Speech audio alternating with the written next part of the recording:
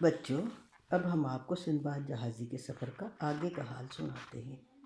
میں اور میرا ساتھی ایک دوسرے سے کہنے لگے، عجیب بات ہے کہ ہر نئی موت پرانی موت سے بدتر نظر آتی ہے۔ آدم خور دیو سے نجات ملی تو اس ظالم اژدہے کے ہتھے چڑھ گئے۔ صبح اٹھ کر ہم نے جزیرے کی سیر کی، میوے کھائے اور ندیوں سے پانی پیا۔ شام کے وقت ہمیں ایک بہت بڑا اور اونچا درخت نظر آیا۔ ہم یہ سوچ کر اس پر چڑھ گئے کہ اژدہا یہاں تک نہیں پہنچ سکے گا۔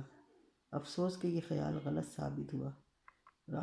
رات کو اژدہا آنکھیں چمکاتا آیا اور درخت پر چڑھ کر میرے ساتھی کو نگل گیا اور چلتا بنا۔ جب دن نکلا تو میں درخت سے اترا، ڈر کے مارے مجھ سے چلا بھی نہ جا رہا تھا۔ سمجھ میں نہ آ رہا تھا کہ اژدہے سے کیسے جان بچاؤں۔ اچانک مجھے ایک ترکیب سوجھ گئی۔ میں نے بہت سی لکڑیاں اکٹھی کر کے ایک پنجرا سا بنا لیا اور اس کے اندر بیٹھ گیا۔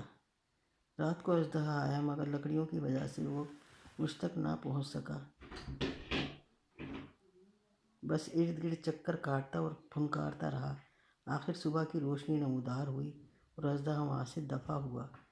میں نے پنجرے سے نکل کر مایوسی کے عالم میں ساحل کا رخ کیا۔ سوچتا تھا کہ خود کو سمندر میں گرا دوں گا۔ اتنے میں دور ایک جہاز نظر آیا۔ میں نے ایک درخت کی بڑی سی ٹہنی توڑ کر ہلانی شروع کی اور شور مچایا۔ میری قسمت اچھی تھی کہ جہاز والوں کی نظر مجھ پر پڑ گئی اور وہ جہاز کو ساحل تک لے آئے۔ مجھے دیکھ کر حیران ہوئے اور پھر اپنے ساتھ لے گئے۔ میں نے انہیں اپنی کہانی سنائی، جسے سن کر ان کی حیرت اور بڑھ گئی۔ بہت دن بعد اچھا کھانا کھانے کو ملا۔ میں نے پیٹ بھر کر کھایا اور خدا کا شکر ادا کیا جس کی مہربانی سے میری جان بچی۔ جہاز چلتے چلتے ایک جزیرے پر پہنچا۔ سوداگروں نے وہاں اتر کر مال بیچنا اور خریدنا شروع کیا۔ ادھر کپتان نے مجھ سے کہا، تو نے بہت آفت جھیلی ہے، میں تجھے تھوڑا سا فائدہ پہنچانا چاہتا ہوں تاکہ تو اپنے وطن خیریت سے پہنچ جائے اور مجھے دعائیں دے۔ ہمارے ساتھ ایک مسافر تھا جو راستے میں گم ہو گیا، معلوم نہیں زندہ ہے یا مر چکا ہے۔ اس کا مال جہاز پر پڑا ہے، وہ لے جا کر جزیرے پر بیچا۔ جو آمدنی ہوگی اس میں کچھ حصہ تیرا ہوگا، باقی ہم بغداد میں اس کے گھر والوں کو تلاش کر کے دے دیں گے۔ میں نے کہا ٹھیک ہے۔ وہ مال اتارا گیا تو بندرگاہ پر چنگی کے منشی نے کہا، کپتان صاحب یہ مال کس کا ہے؟ رجسٹر میں کس کا نام لکھوں؟ کپتان بولا، سندباد جہازی کا نام لکھو، وہ سفر کے دوران گم ہو گیا ہے۔ جب میں نے یہ بات سنی اور کپتان کو غور سے دیکھا تو پہچان لیا اور جا کر کہا، صاحب آپ کو پتہ ہے کہ سامان کے مالک پر کیا گزری؟ کپتان نے جواب دیا، ہم ایک جزیرے پر رکے تھے، وہاں وہ کہیں غائب ہو گیا۔ میں نے کہا، ارے صاحب خدا آپ کو سلامت رکھے، میں ہی سندباد جہازی ہوں۔ اس جزیرے پر اتر کر سیر کرتے کرتے میں ایک جگہ سو گیا تھا، جب آنکھ کھلی تو جہاز جا چکا تھا۔ یہ مال میرا ہے، اس بات کی گواہی وہ سوداگر دے سکتے ہیں جو ہیروں کی تجارت کرتے ہیں۔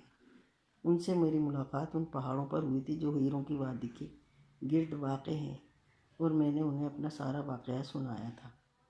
میری باتیں سن کر بہت سے سوداگر میرے آس پاس جمع ہو گئے۔ کوئی کہتا تھا کہ یہ آدمی سچا ہے، کوئی مجھے جھوٹا قرار دیتا۔ ایک سوداگر نے جب ہیروں کی وادی کا ذکر سنا تو میرے قریب آیا اور کہنے لگا، ہاں یہی وہ آدمی ہے جو ہیروں کی وادی سے زندہ سلامت نکل کر ہمارے پاس پہنچا تھا۔ میں نے تم لوگوں کو پورا واقعہ سنایا تھا کہ کس طرح میری پھینکی ہوئی بھیڑ کے ساتھ لٹک کر وہ وادی سے نکلا تھا اور مجھے بہت سے نہایت قیمتی ہیرے تحفے میں دیے تھے۔ ہم اسے بصرے تک لے گئے تھے۔ اس نے ہمیں بتایا تھا کہ اس کا نام سندباد جہازی ہے اور کس طرح وہ ایک جزیرے پر اپنے ساتھیوں سے بچھڑ گیا تھا۔ جب میں نے تمہیں یہ قصہ سنایا تھا تو تم سب ہنستے تھے اور اسے گپ سمجھتے تھے۔ آخر قصہ سچ نکلا نا؟ اس کے بیان کا بڑا اثر ہوا۔ کپتان نے مجھ سے پوچھا، تیرے مال کی کیا نشانیاں ہیں؟ میں نے اسے نشانیوں کی خبر دی اور یہ بھی بتایا کہ بصرے سے روانہ ہوتے وقت ہم دونوں کی کیا بات ہوئی تھی۔ آخر کپتان کو یقین آ گیا کہ میں سندباد جہازی ہی ہوں۔ اس نے مجھے گلے لگا لیا، زندہ بچ جانے پر مبارکباد دی اور کہا، اس سے زیادہ عجیب واقعہ میں نے کبھی نہیں سنا۔ میں نے اپنا مال لے جا کر بیچنا شروع کیا، نیا مال بھی خریدتا رہا۔ اس سفر میں مجھے بہت فائدہ ہوا۔ ہم جزیرے سفر کرتے سندھ کے ملک جا پہنچے، وہاں بھی خوب مال بیچا اور خریدا۔ اس طرف کے سمندر میں عجیب عجیب چیزیں دیکھنے کا اتفاق ہوا۔ ایک مچھلی نظر آئی جو گائے کی شکل کی تھی اور ایک مچھلی کی صورت گدھے سے ملتی جلتی تھی۔ جب ایک چڑیا دیکھی جو پانی پر انڈے دیتی ہے، پانی پر ہی انہیں سہتی ہے اور کبھی خشکی پر نہیں آتی۔ پھر ہم خدا کے حکم سے روانہ ہوئے۔ ہوا کا رخ ہمارے حق میں تھا۔ سفر بڑے آرام سے کٹا اور ہم بصرے پہنچ گئے۔ وہاں چند روز ٹھہر کر میں بغداد چلا آیا اور اپنے گھر گیا۔ گھر والے اور دوست مجھے دیکھ کر بہت خوش ہوئے۔ سچ یہ ہے کہ میں نے اس سفر میں اتنا کمایا جس کا کوئی حساب نہیں۔ میں نے لوگوں کو تحفے تحائف دیے، غریبوں کی مدد کی، دوستوں کو دعوتیں کھلائیں۔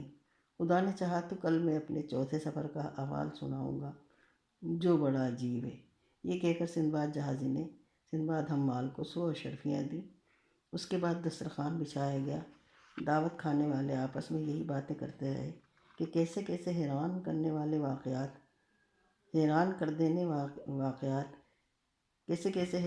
دینے والے واقعات سننے کو ملے ہیں۔ دعوت کے بعد سندباد حمال رخصت ہوا اور گھر جاتے وقت راستے بھر ان باتوں کو دل میں دہراتا رہا جو سندباد جہازی کی زبانی سنی تھی۔ اگلے دن صبح اٹھتے ہی فجر کی نماز پڑھ کر اس نے سندباد جہازی کی حویلی کی راہ لی۔ باقی دوست بھی جمع ہو چکے تھے۔ کھانے پینے اور گپ لگانے سے فارغ ہوئے تو سندباد جہازی نے اپنے چوتھے سفر کی کہانی کا آغاز کیا۔